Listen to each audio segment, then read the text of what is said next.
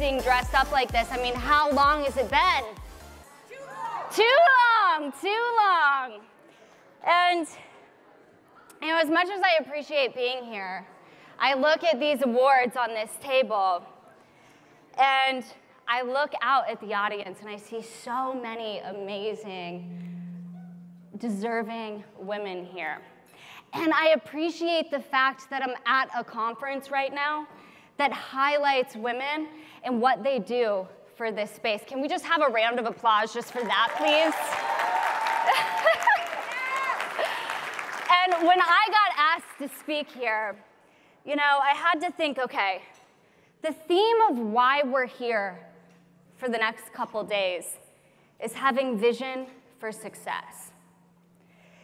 And you know, there's different aspects that go into that. And when I think about what it takes to have vision for success, well, first off, it takes having a vision. Having that vision is where we have fun, you know? I want to make this much per year. I want to have that house in Florida. I want to have that house in Jersey. I want to have multiple dogs. I want to have a big family. I want to have it all. First, we must have the vision.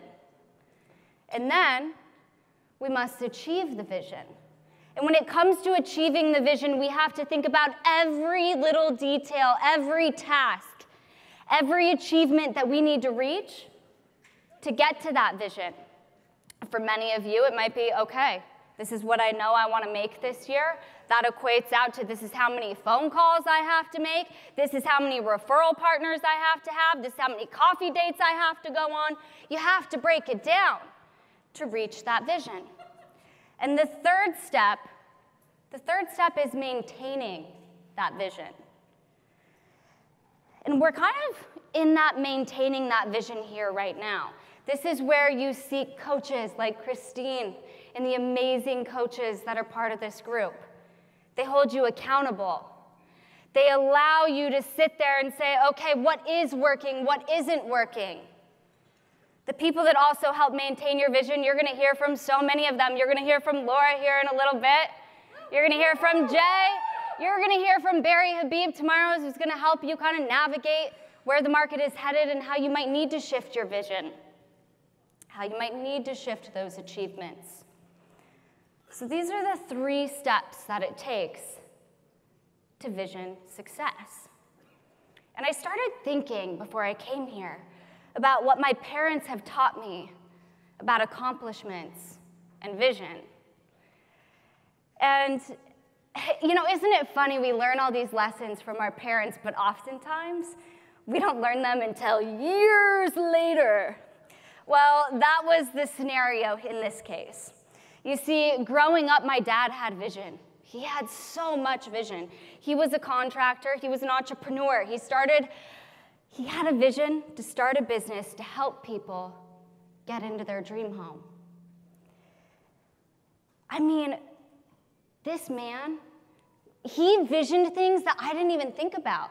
He would look at a plot of land and know these are where we want these rooms versus these rooms based off of the way the sun's going to come up, the sun's going to go down. Okay, the airflow is going to flow this way. This is where we need to put windows so we get nice circulation. I mean, this man would have vision for things that I couldn't even think of. But when it came to achieving that vision and maintaining that vision, well, my dad kind of lacked it there. He didn't know how much he wanted to make. He didn't know how many people he needed to prospect to reach any sort of goal. And at the end of the day, he ended up failing. He didn't reach his vision. He wasn't able to maintain it or achieve it.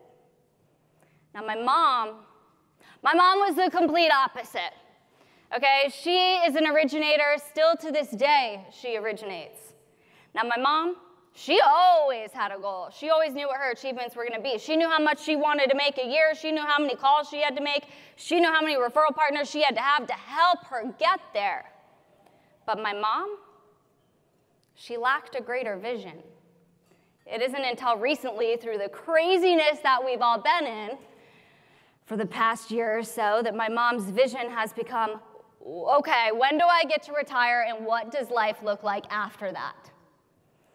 But I tell you this story about my parents because it helped me learn, and I think it can all help us put it into perspective, that we need both accomplishments and vision.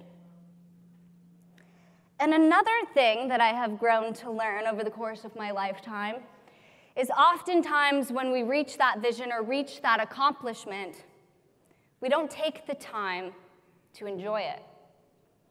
It usually works out one of two ways.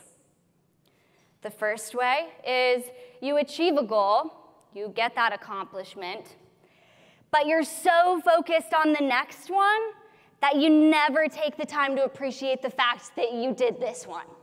Or you achieve that goal or that vision, and you don't know what's next. And so you sit there kind of depressed. What now? I don't have a vision for what to do next. And again, you don't take time to appreciate what it is that you just accomplished. And so, I want to challenge you. I want to challenge each and every one of you tonight to allow yourself, to give yourself that time and that space and this energy of this room to appreciate everything that you've put in and day out to get here. Everything that you've put in to be standing on this stage, achieving this award. I challenge you to put your phones away. Now, many of you have heard me speak about social media, so only put your phones away after you've gotten up here and snapped a photo of yourself on stage. But after that, put your phones away. Don't worry about that appraisal that just hit your email. Don't worry about that real estate agent that keeps calling you. No. Challenge yourself tonight to appreciate all the hard work that you've put in to getting here, to stepping on this stage, to being in this room with these people. Who's up for the challenge to allow themselves to appreciate themselves tonight? Can I get an aye? Yeah! I love it. I love it. And tomorrow you can worry about that email. Tomorrow you can worry about whatever that next goal is. Tomorrow you can worry about whatever Barry's gonna say that's gonna freak you out and how you have to adjust your business, okay? But tonight, you guys, tonight we celebrate.